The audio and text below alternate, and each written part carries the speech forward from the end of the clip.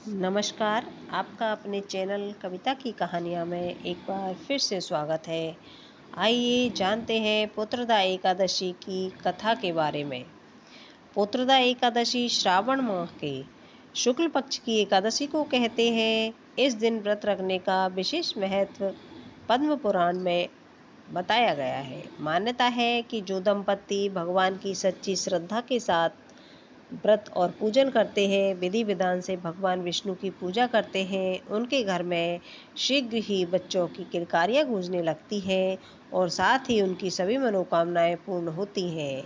आइए आज जानते हैं पद्म पुराण में वर्णित पुत्रदा एकादशी की व्रत कथा।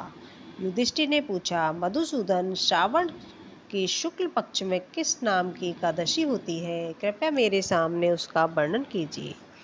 भगवान श्री कृष्ण बोले, राजन, प्राचीन काल की बात है। द्वापर युग के प्रारंभ का समय था।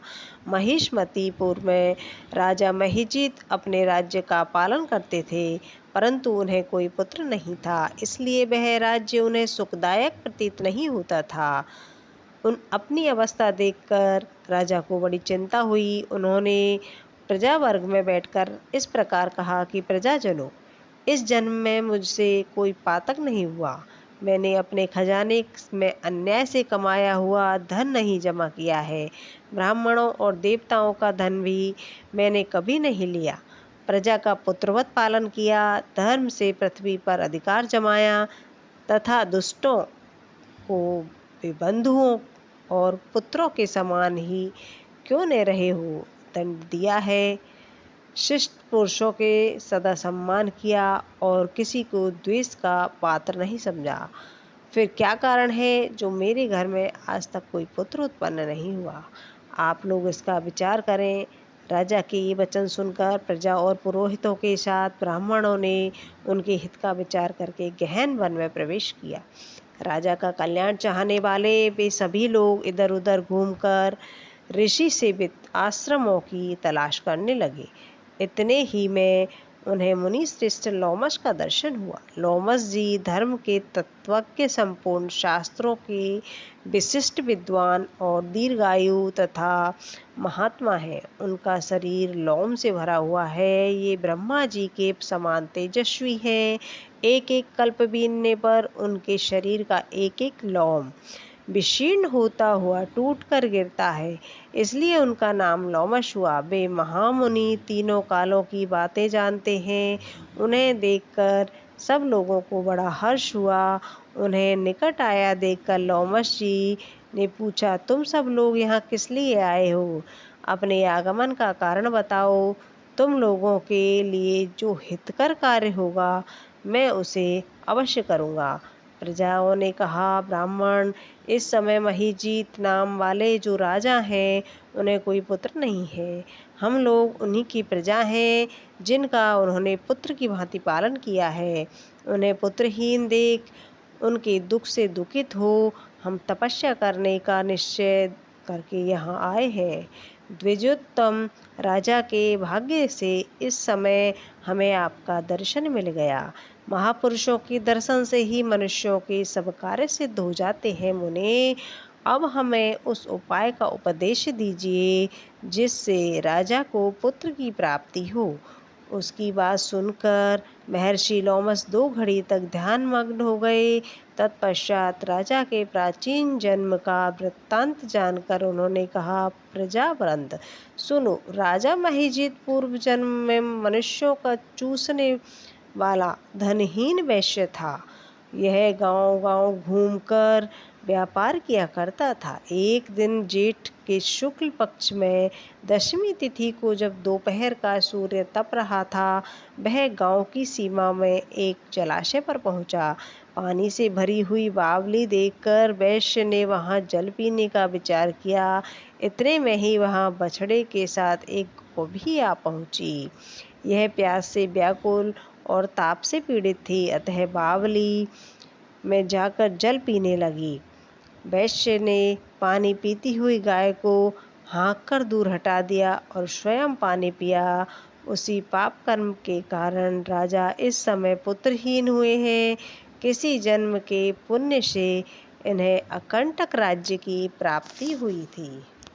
प्रजाओं ने कहा, मुनि पुराण में सुना जाता है कि प्रायश्चित रूप में पुण्य से पाप नष्ट हो जाता है, अतः पुण्य का न उपदेश कीजिए जिससे उस पाप का नाश हो जाए। लोमश जी बोले, प्रजाजनों, श्रावण मास के शुक्ल पक्ष में जो एकादशी होती है यह पुत्रदा के नाम से विख्यात है।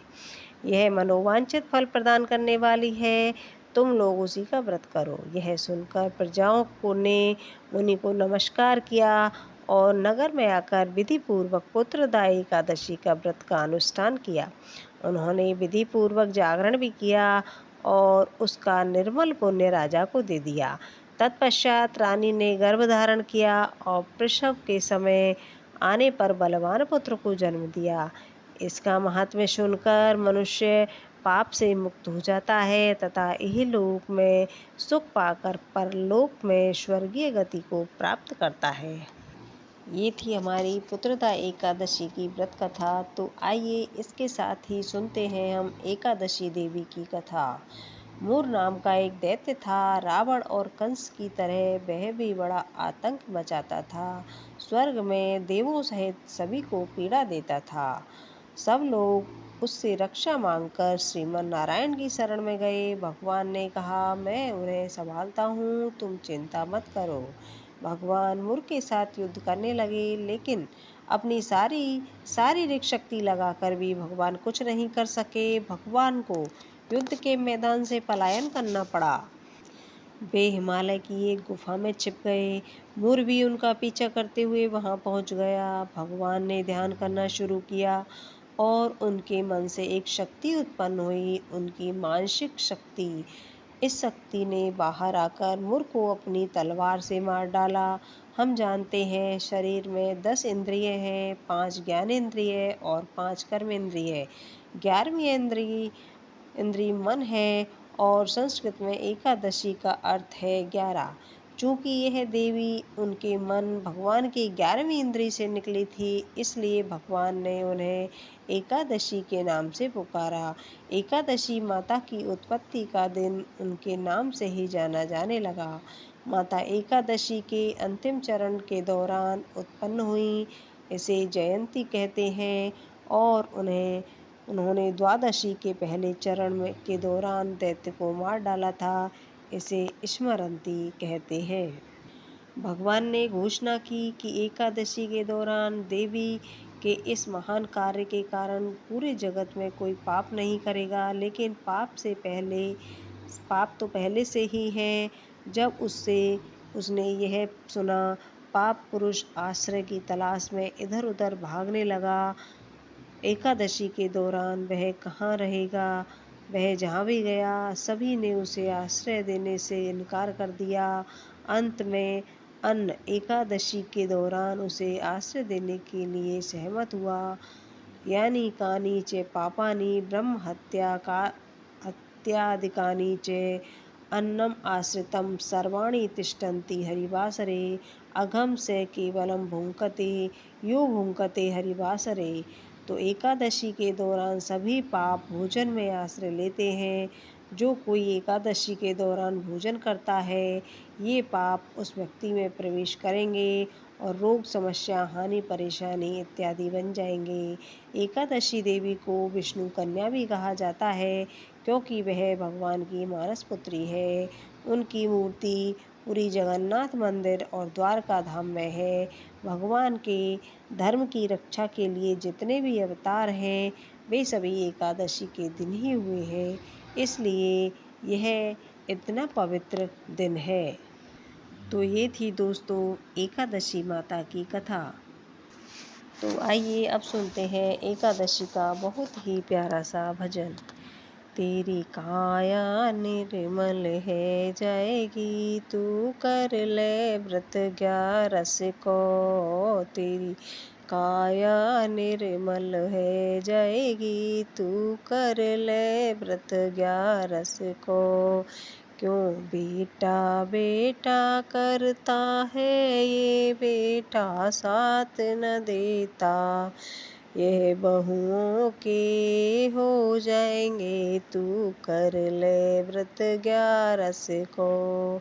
क्यों बहुएं बहुएं करता है, ये बहुएं साथ न देती। ये बहुएं न्यारी हो जाएंगी, तू कर ले व्रत 11 को। तेरी काया निर्मल है जाएगी, तू कर ले व्रत 11 को। क्यों बेटी बेटी करता है, ये बेटी साथ न देती। बेटी ससुराल चली जाएंगी, तू कर ले व्रत 11 को। तेरी काया निर्मल है जाएगी, तू कर ले व्रत 11 को। सतगुरु के गुण तू गा ले, अब सतगुरु के गुण तू गा ले। जीवन अपना सफल बना ले, जीवन अपना सफल बना। अरे भव से पार उतर जाएगा, तू कर ले व्रत 11 को। तेरी का निर्मल है जाएगी, तू कर ले व्रत 11 को। दोस्तों, अगर आपको मेरी कहानी पसंद आई है तो कृपया चैनल को लाइक और सब्सक्राइब करें। धन्यवाद।